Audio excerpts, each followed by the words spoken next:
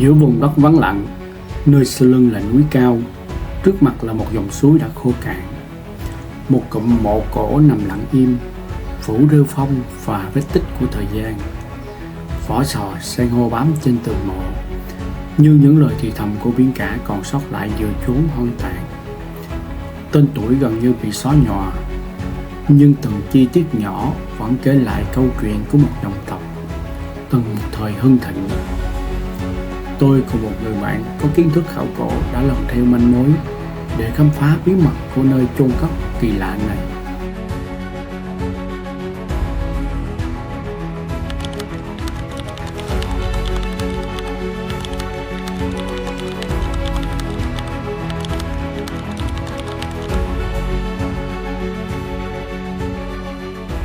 Xin chào mọi người. Thì bây giờ là lúc anh em mình vào đây xem thử cái phần mộ của công chúa cổ này như thế nào nha. Và giới thiệu với mọi người, đây là em Thành. Em có một sở thích cũng như là một cái kiến thức về nôm na là khảo cổ đi ha.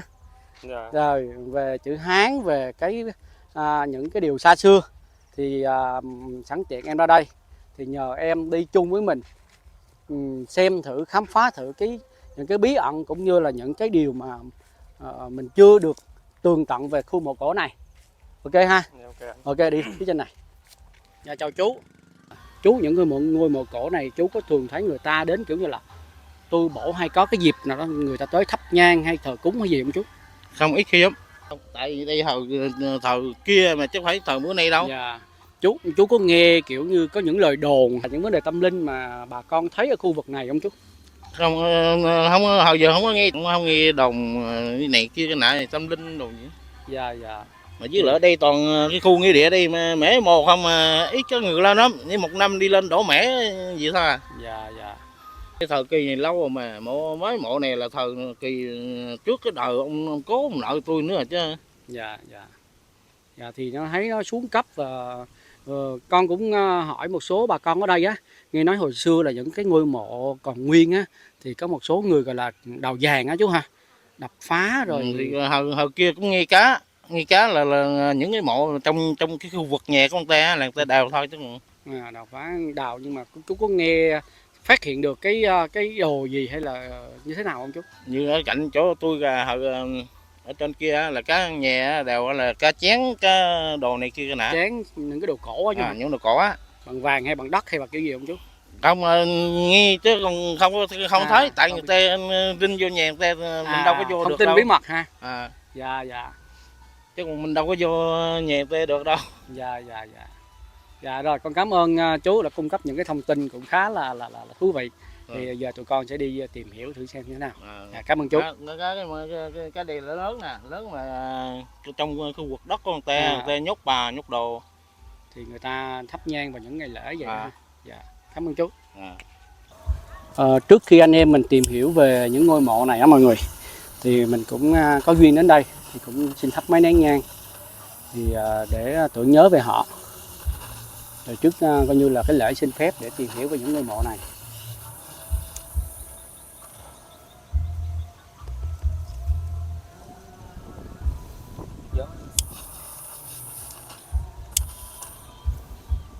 Rồi.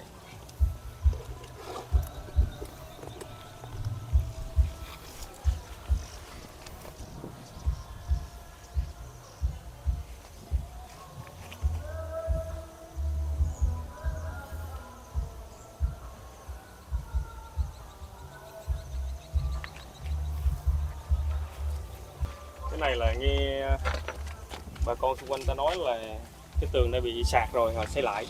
Mấy cái này là họ đắp lại là do ngày xưa là nó tưởng có dấu vàng này nọ đục lại. Đây là những cái dấu vết được sửa lại nè mọi người.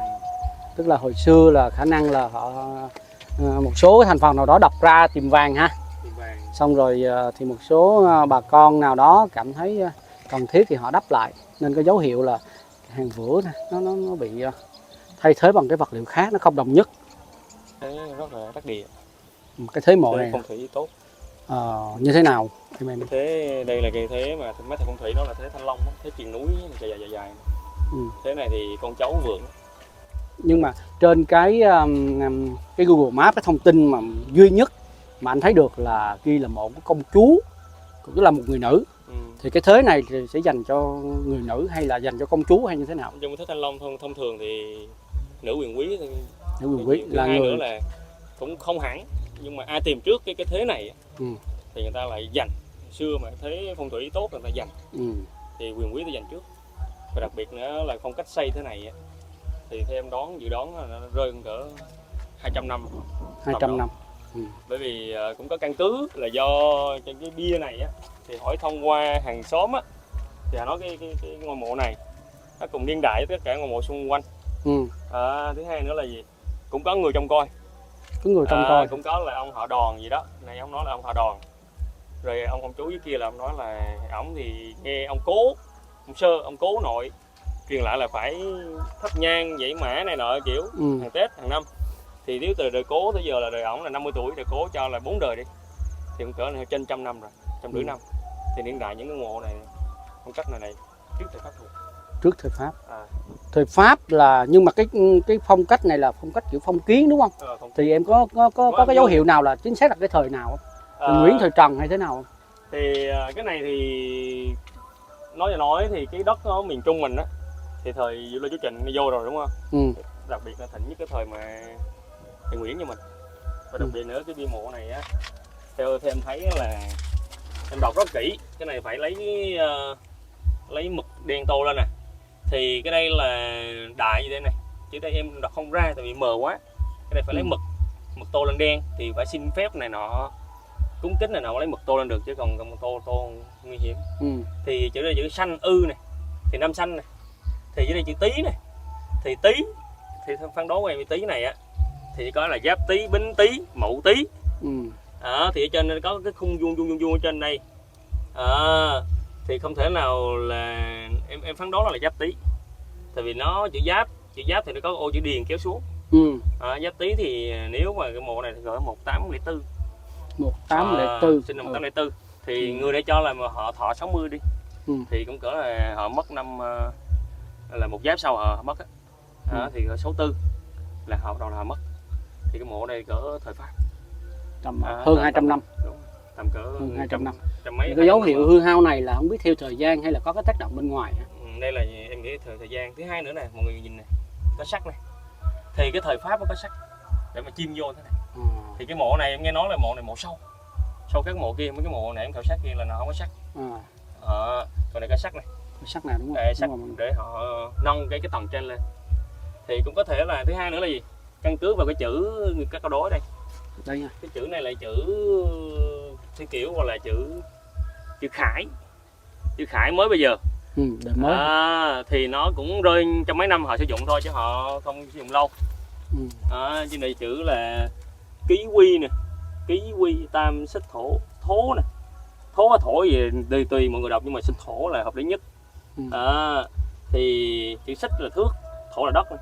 Thì Ký Quy tức là ký là gửi nè, ký là trở lại gửi.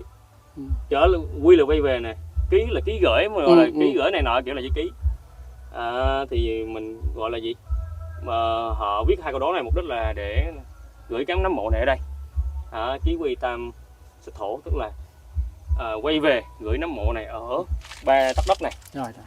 Còn cái câu đố này cũng vậy nè. Từ cái này nè. Câu đố này là chữ này em nhìn không rõ, nhưng mà có thể là phán đoán chữ Tựu, tại vì trước đó có cái bộ kinh, chữ kinh thì có chữ Tựu, Tựu Bảo Bách Niên.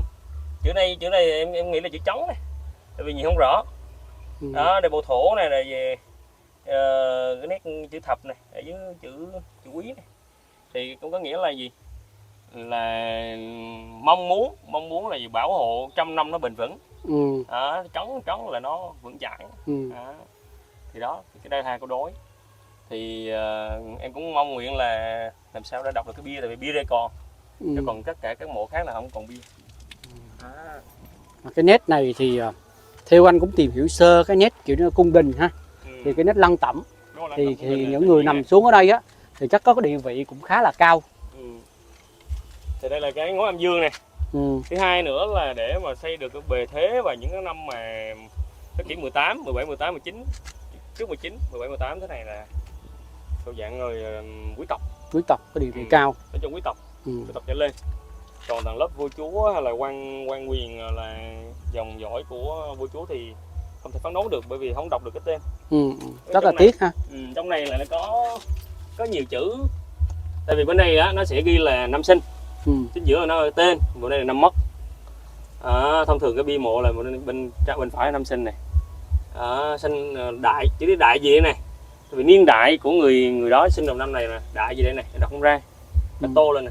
Đại là cái niên đại Thì cái niên đại của thời ông vua đó là đại gì đó. Ví dụ như Trung Quốc là có Đại Thanh, Mãn Thanh, Đại Thanh, cái thời đại á. Đúng rồi, thời đại. Còn bên đây là chữ đây rồi đọc không ra, tại vì tụi em rất là tiếc đọc không ra. Còn dưới đây chữ tứ này, nhân này, chi, thì dưới đây chữ mộ chắc chắn một điều là chữ mộ. Còn cái đây cái tên của họ này chữ Huyền này, đâu là chữ Huyền này, còn chữ Thi này, bên bộ ngôn bên chữ tự là chữ Thi này, còn lại chữ Huyền này, Huyền gì đó, gì tứ chi mộ. Thật sự em nó bị mất chữ đọc không ra, tiếc, rất là tiếc.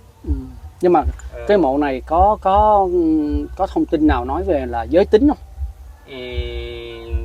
Chữ Huyền thì thật sự nói là xét thấy giới tính thì em không có đọc được, thông bởi tin. vì thông tin này nó chữ trên bia của cái mộ này rất nhạt. Giờ muốn rõ nữa thì phải quét một lớp dầu đen lên để mình rõ chữ ra, mình đọc mới được, phân tích được, rồi mình suy luận. Chứ còn mà mất chữ nhiều quá rồi, nó còn cỡ 70-90% là chữ mất hết rồi thì không thể nào tìm được. Bây giờ lục lại danh sách gia phả của người này thì hỏi xung quanh thì họ nói có người chăm sóc thì thôi.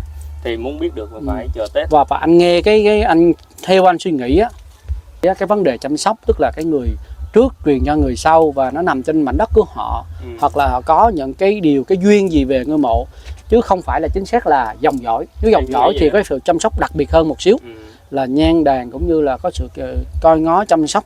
Những ngày lễ Thanh Minh hay những cái ngày lễ lớn thì có thể họ sẽ họ sửa sang hơn, nhưng mà cái này thì chưa có cái sự chỉnh chu như vậy. Thì anh nghĩ chỉ là một cái sự quan tâm nào đó thôi, chứ không phải là kiểu mà dòng dõi. Thì em cũng mong là nếu thông qua cái video này á, người thân của ngôi mộ này á, nếu thấy được á, thì cũng mong là bảo tồn, thứ hai nữa cũng giúp mọi người cung cấp thông tin để biết được. Tại vì em thấy những người xung quanh họ rất là cung kính những ngôi mộ này. Họ nói là không có ai thì họ cũng sẽ tự dậy mã, rồi thắp nhang, dân bông vào những ngày Tết. Anh ơi, những xung quanh này thì em có những cái phát hiện hay có những cái thông tin gì mới không?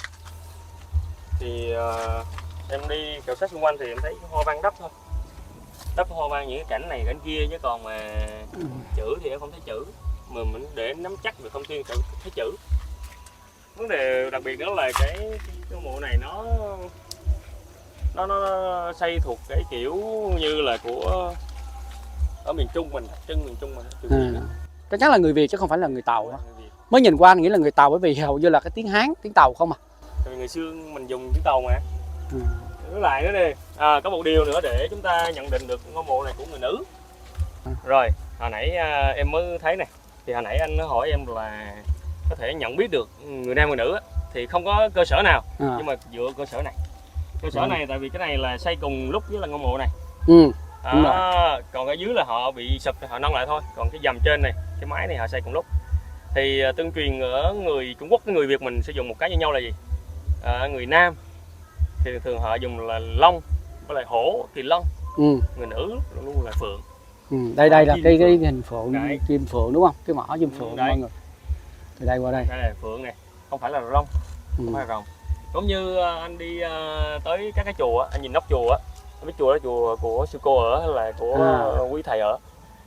Quý thầy ở luôn luôn có con rồng trên nóc chùa. Con rồng rất là mạnh, còn của sư cô là con rồng, dù có rồng nhưng mà rồng dẹp, mỏng mai.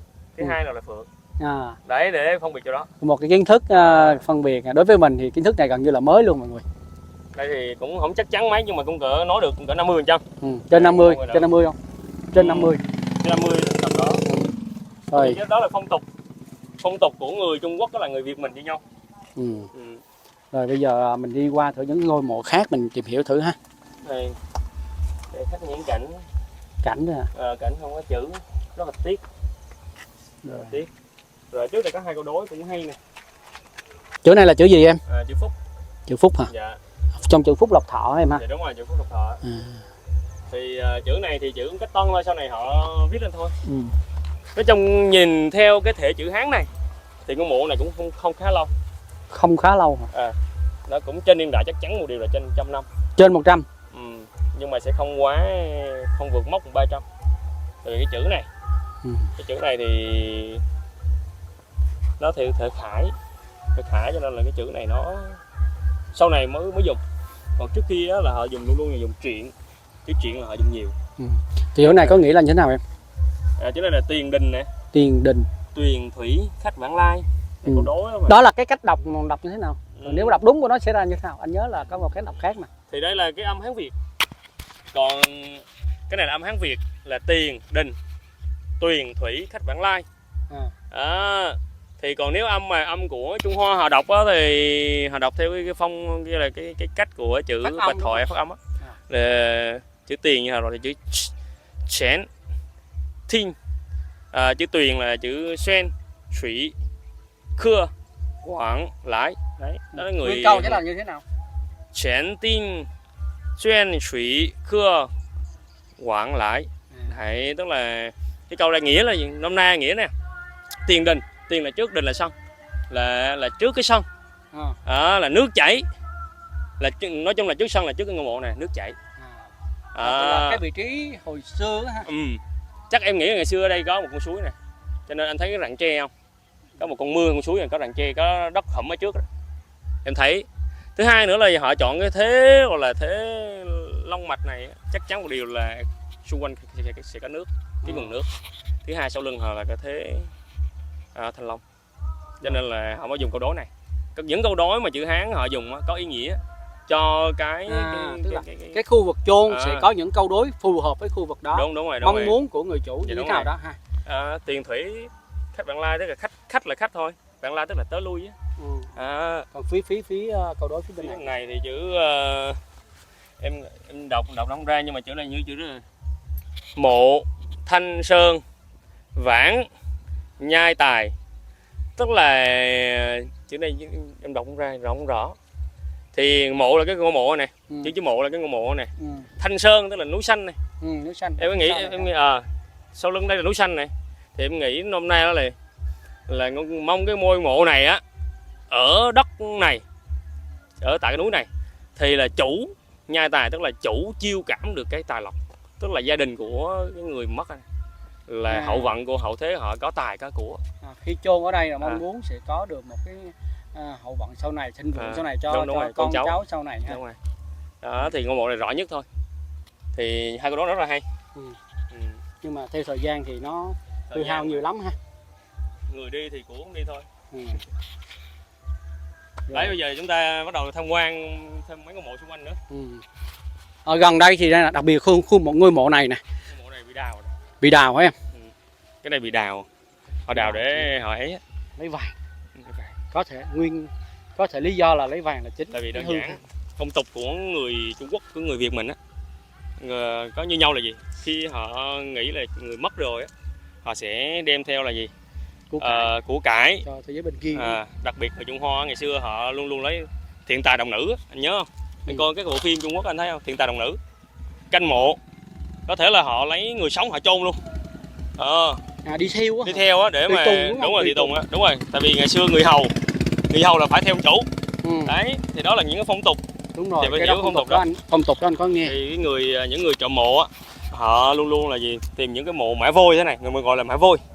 Là chỉ có đại gia quý tộc họ mới làm được cái mã vôi này, chứ còn người mà thời xưa ấy, họ chỉ nắm đất. Mã vôi là cái nguyên liệu người ta dùng mà vôi hồi xưa là chưa có xi măng. Đúng rồi, họ chỉ dùng là vỏ sò họ nấu lên là lấy vôi tôi, rồi họ kết hợp thêm là san hô, nếu ở khu biển có san hô. Còn nếu núi thì họ sẽ lấy những cái đá cuội nhỏ, rồi sắp ong, rồi bồ lời, rồi đường mía, họ nấu lên, họ trộn cái hỗn hợp đó, họ xay rất là chắc.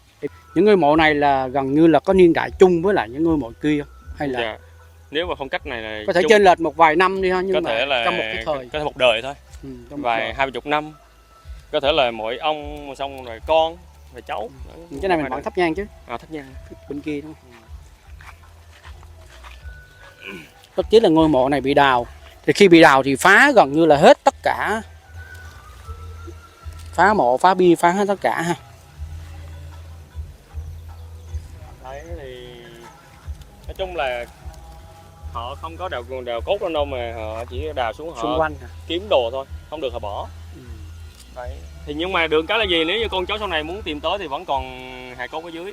Ví dụ như xung quanh này, như những cái ngôi mộ xung quanh này, thì ở quê em gọi là đây là như là những cái mộ không bia. Thì một thời gian sau á thì con cháu cứ dãy cỏ, những lúc mà tảo mộ á thì họ dãy họ đắp, đời cha đời con nói nhau đắp, thì cái chừng cái mộ đây chừng nó sẽ chạy ở đây. Nó bị lệch vị trí đi. Lệch vị trí. Nhưng mà bộ cốt thì nó nằm dưới này. Ừ. Đấy, có thể là gì gọi là mã lạng. Nó bị lạng, nó bị lạng lách ra đúng không? Đúng rồi. Lạng này do người ở trên nó họ không biết họ đắp, cứ bị chạy theo. Nên cách xử lý là người ta sẽ xây những cái vật liệu cố định như là bê tông hoặc là những cái gạch đá, những cái tảng đá to để mà đánh dấu lại. Tí nữa chúng ta sẽ tham quan một cái ngôi mộ cổ có thành quách rõ ràng. Thành quách. Đặc biệt thì chỉ có là người có quyền chức thì mới xây được như thế. Bây giờ mình qua bên đó luôn. Chúng ta qua bên đó đi. Đi này luôn.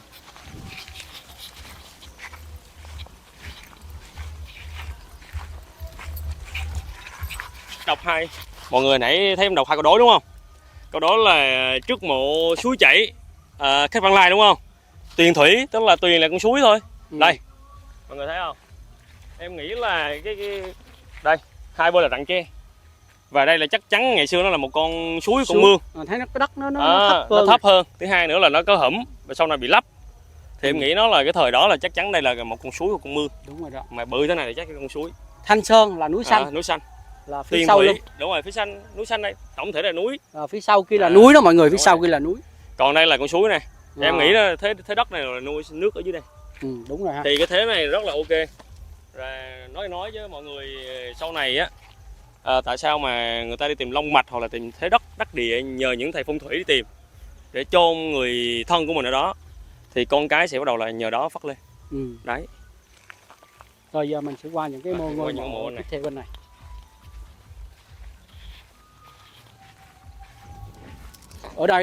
Ở đây anh thấy á thì đâu đó khoảng tầm hơn 10 ngôi mộ. Thì có thể là một dòng họ, là một cái gia phả nào đó mà trong một đời đó thì nối tiếp nhau, thì người này mất chôn vào đây rồi cô cậu chú bác gì đó ha. Dạ đúng rồi. Theo con nghĩ là vậy. Thứ hai nữa là cái đất này là đất Đinh Diêm. Thì em có hỏi xung quanh đây thì những cái mộ này nếu mà xây cái thời mà 1800 á thì chắc chắn là họ là quan chức ở cái tỉnh của mình là Phú Khánh ngày xưa. Không phải Phú Khánh, ngày xưa là Phú Khánh.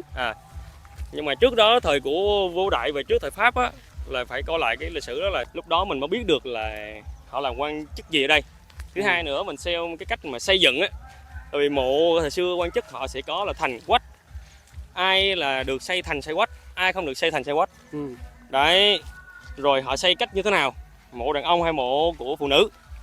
Đấy, thì chúng ta phải nhận định lại nếu mà muốn tìm hiểu sâu về các ngôi mộ cổ, đặc biệt là không còn chữ nghĩa gì trên những ngôi mộ đó nữa, thì chúng ta phải tìm những cái cơ sở dữ liệu đó để chúng ta phán đoán được mộ đây từ thời nào. Đấy. Mình thắp cái nhang cho ngôi mộ này cái. Những ngôi mộ này cũng đặc biệt là họ anh thấy cái thế này giống như là thế rùa ha. Thì rùa thì có cái thông tin gì về rùa, như là quan chức hay nam nữ hay là một cái vị trí trong gia tộc nào mới được xây cái mộ rùa không, hay là như thế nào? Thì em thì cũng chưa có thấy nói tới quan chức mà xây cái mai rùa. Nhưng mà nếu mà theo phong thủy á, thì nói chung là họ xây có mục đích của họ để nó khắc chế gì đó cái xung quanh. Đôi khi á, là cái thế đắc địa để mình gọi là an táng những người thân. Nhưng mà cái người này không hợp với cái thế đất này, nhưng mà mục đích là họ để họ vẫn ở đất với ông bà tổ tiên, thì họ phải xây cái gì đó thì phong thủy họ khắc chế lại, trấn lại gì đó, thì họ xây theo phong cách này phong cách kia. Còn cái chuyện mà ma rùa thì em cũng chưa có nghe nói là của như thế nào. Và đặc biệt cái mộ này á thì em thấy là có cặp phụng chân hạt nè. Chân hạt nè. Hay là cái chân hạt nè. Đây con rùa với này chắc là rùa đội hạt.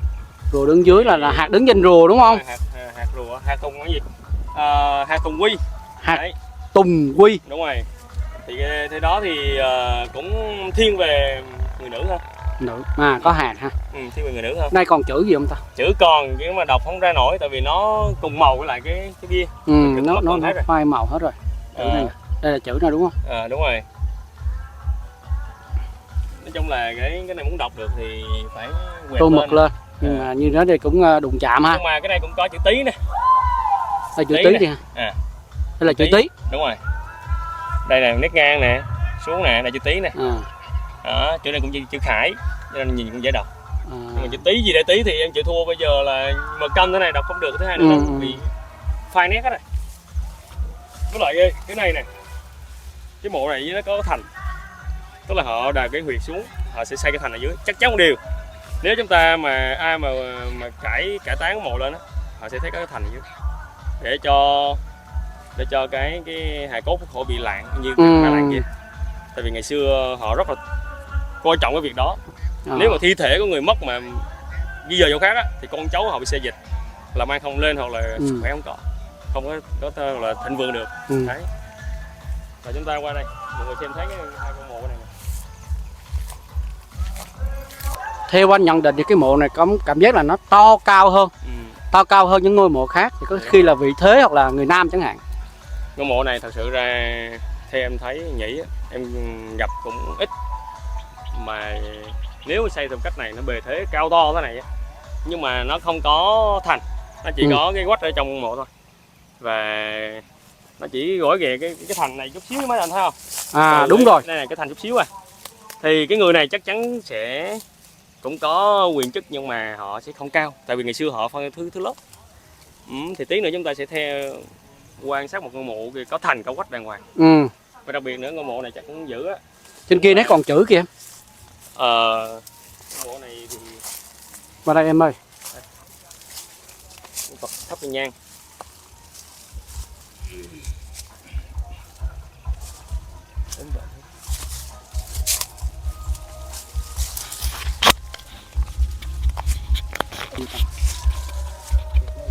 Chữ này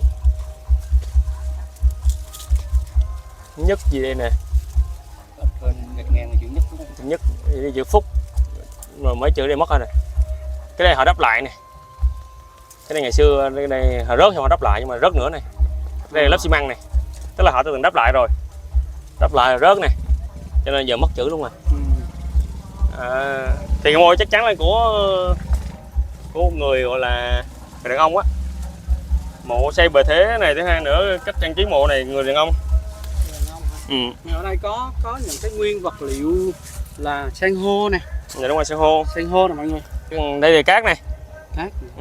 Cát. Rồi san hô này. San hô này. Rồi nãy có thấy mấy cái vỏ sò nữa, tức là để họ làm vôi này này. Đây là vỏ sò này. Họ nấu cái hỗn hợp làm vôi, ngày xưa là vậy. Đây vỏ sò nữa đây. Đây vỏ sò này. Đây là vỏ sò này. Họ nấu cái hỗn hợp lên để họ làm cho chắc. Tính ra bề thế đấy, chỉ có quan quyền mới được như thế này. Cao cả 2 thước, 3 thước á. 3 thước á. 3 thước. Cái này to hơn những ngôi mộ khác. Dạ. Nó cao hơn. Nhưng mà cái độ xuống cấp thì nó khá nặng. Khá nặng. Mình đi vòng phía bên kia đi, bên kia. Nói chung là cũng mong là sau này trên toàn quốc hay thế giới mà xem cái video này á, mọi người có biết thêm chi tiết nào nữa, thông tin gì nữa thì mọi người góp ý. Bởi vì mấy anh em gọi vlog thì cũng đang có đam mê tìm hiểu để tìm kiếm lại những cái gì đó của di tích của những người trước. Đây, mọi người xem ngôi mộ này nè, quay vào bển.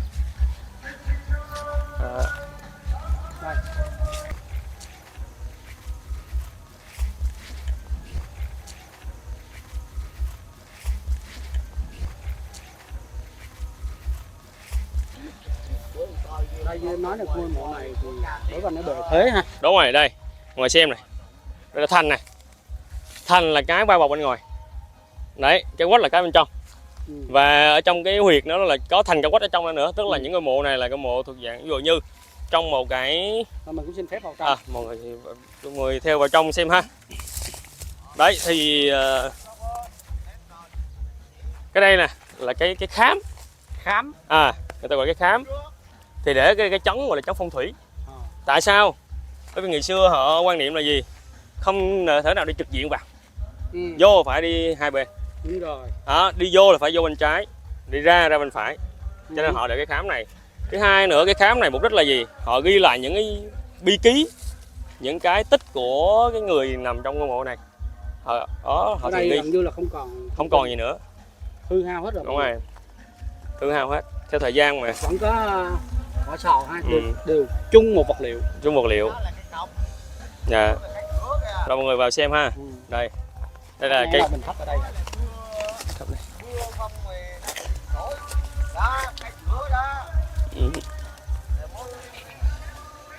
Đây mọi người xem ha, cũng là một cái án luôn. Đấy, để vừa đi vô là bên trái này mọi người thấy không, đi ra bên phải.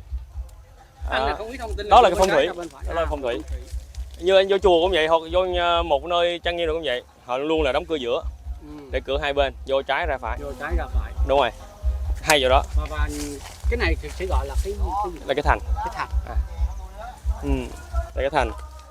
Thì cái đây cũng này bị đục này, làm lại này. Bên kia cũng vậy, bị đục làm lại kìa. Những người chọn mộ họ luôn luôn nghĩ là chất chứa vàng bạc châu báu này, cho nên trong cái bông sen. Họ suy nghĩ là giấu đồ, giấu vàng ở trỏng, vàng ròng ở trỏng họ đập. May cái mộ này được cái là họ không đập cái mộ để họ lấy đồ bên trong. Dạ. Rồi người xem vô trong xem với mộ chúng với lại chúng mình ha. Ở đây không có chữ, khắc hoa văn thôi. Đấy hả? Cái này cũng không còn chữ. Không chữ gì hết. Gần như là bị mai một, mai một hết rồi. Bị hư hao hết rồi mọi người. Đây, cái tấm bia đây, thường á, bên đây là hai câu đối. Câu đối trái, câu đối phải. Chính giữa là khắc bình bông hay hoa mai gì đó, tùy. Rồi chính giữa này nữa là cái bia. Nhưng mà cái bia này thì không còn nữa. Thì có một thông tin nữa là gì? Những người làm gọi là vai vế lớn thì cái bia họ sẽ rộng. Bia nó rộng. Có như cái mộ đầu tiên chúng ta xem á, là cái bia này có nhỏ cỡ 10 phân thôi. Thì chắc là cũng nhỏ. Kiểu như là tuổi. Con gái trong nhà nhỏ tuổi hoặc là vai vế nhỏ tuổi. Có thể là vậy. Đó, rồi chúng ta xem cái cách bài trí hoa văn. Hoa văn may, bề thế. Thứ hai nữa là phong cách này là phong cách của thời Nguyễn này. Đưa con cá lên xíu này. Không là đưa vào đây luôn, kẹp vào đây luôn. Đấy, thì mọi người thấy cái hoa văn này. Nhưng mà được cái là ngói âm dương, thì chúng ta nhận định ngói âm dương này ok rồi. Thời nào. Thứ hai nữa vôi. Đấy mọi người xem này, tham quan cái ngôi mộ này ha, mọi người xem. Thì ngôi mộ này cũng được cái may mắn là có ông chú, ông nói là giới thiệu là của cũng cỡ 5-6 đời truyền lại. Thời ông chú đó là ông giờ gần 60 rồi.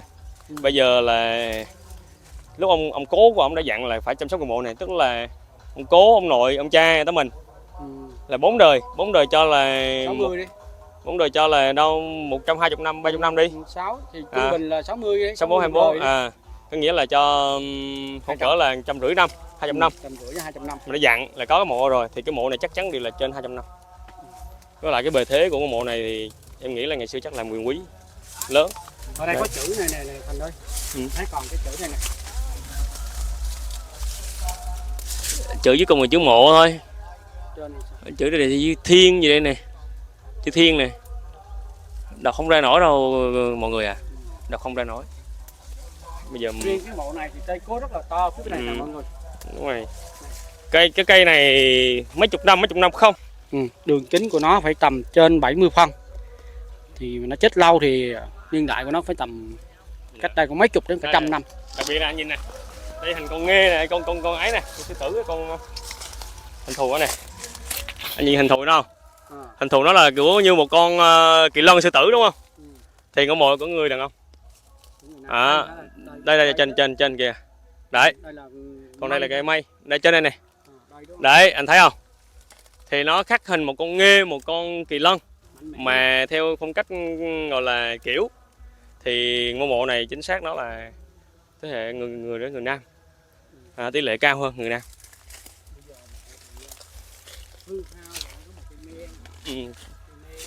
Cũng hay. Ngôi mộ này có cái hay là cái me nằm bên cửa phải. Nằm đây ông chú nói mười mấy năm rồi. Phong thủy á. Thứ hai nữa nó lên nó không phá đúng không? Nó lên ngay cái cửa luôn. Không phá gì như này. Đây mọi người xem ha. Đó, hay một cái là nó nằm lọt lòng vô cái cửa đi ra. Nó không có phá cái mộ xung quanh kia. Nhưng mà như em nói là vô bên trái ra bên phải thì chặn này chứ không cho ra. Tức là tài lọc vô thôi không cho ra. Cũng hay.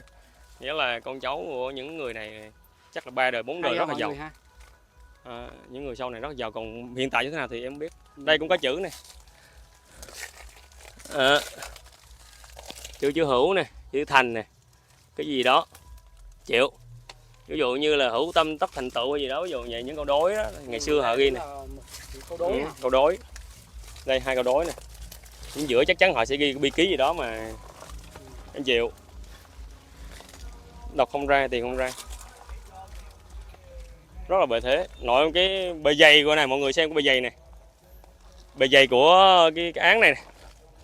8 tấc á. Bề dày hả? Bề dày 8 tấc, mọi người thấy không? 8 tấc á. Đây là bề dày của cái án á mọi người. Đúng rồi. Ngang thước 2, đầu ngang ở thước 6. Đấy.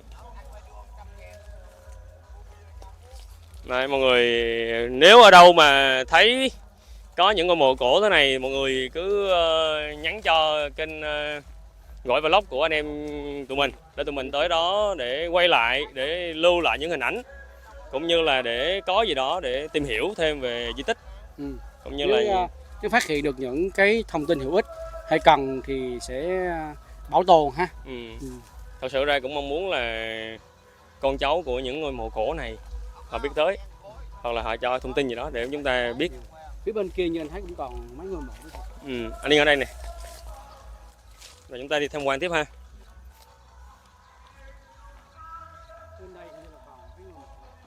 Có những ngôi mộ là cây đâm giữa mộ luôn, là mất mộ luôn, như cây kia, mộ chỗ kia kìa. Cái cây mọc đâm giữa mộ luôn. Thì như thế thì có. Thì có nghĩa là phong thủy thì có như thế nào? Thật sự ra em thì không dám nói về phong thủy nhiều, nhưng mà nó cũng nhiều đời rồi. Nếu mà mới xây mà cây đâm thì giữa mộ lên nó có điềm. Đó, nhưng mà đây nhiều đời rồi. Nói chung là hóa thành hư không rồi thì làm đồ bổ cho đất cát thôi. Cây cối. Nhưng mà lúc mà mộ mà mới xây á, mà có cái cây lớn mọc giữa mộ, phá mộ á, thì nó có điềm. Đấy. Đây mọi người xem cái mộ này ha. Đây. Anh cameraman em cho xem cái mộ. Anh cầm ra. Thành nãy giờ thành đốt, giờ thành hốt hết luôn. Hết luôn chứ hả? Đâu còn. Anh nói là giới thiệu mộ xuyên hết không? Không còn chữ nào để đọc. Ngôi mộ này gần như là hư hao hết rồi mọi người. Không bị đào mà bị hư hao. Nào có cái cây nó phá thì theo thời gian này không biết là bị bao lâu. Nhưng mà gốc dúi này hả? Gốc dúi này cũng cỡ trên 30 năm. Thì cũng 600 năm rồi.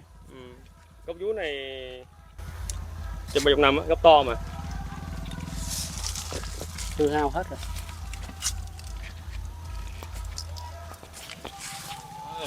Ôm con tới kính cả ngày chạy nhang, tấm lòng.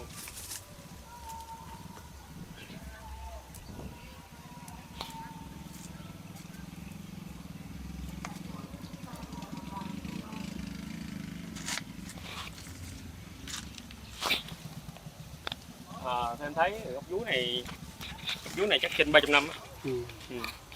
Cái dúi rừng. Trong địa thế ở đây tốt. Địa thế tốt đúng không? Vậy là gần như mình cũng đã khám phá hết hầu hết các ngôi mộ này. Còn biết một số thông tin hữu ích về nam nữ giới tính cũng như là cấp bậc, địa thế của các thành viên ha, trong gia phả đi. Rồi nôm na là vậy đi. Thì cũng cảm ơn Thành rất là nhiều, bởi vì có những cái kiến thức mà phải nói rất là đặc biệt để chia sẻ cho kênh Gọi Vlog cũng như là mọi người ở trên xem kênh. Thì hy vọng thì những cái vấn đề mộ cổ này sẽ được bảo tồn, bảo tồn theo thời gian, để cho bà con cháu giữ lại những nét truyền thống cũng như nét đặc trưng thời đó ha. Rồi, vậy thì cái video khám phá về khu vực ngôi mộ cổ của anh em đến đây cũng xin tạm dừng. Mong mọi người ủng hộ kênh bằng cách like, chia sẻ cũng như đăng ký kênh để kênh có động lực phát triển trong tương lai nữa. Cảm ơn mọi người. Xin chào và hẹn gặp lại. Chào mọi người nha.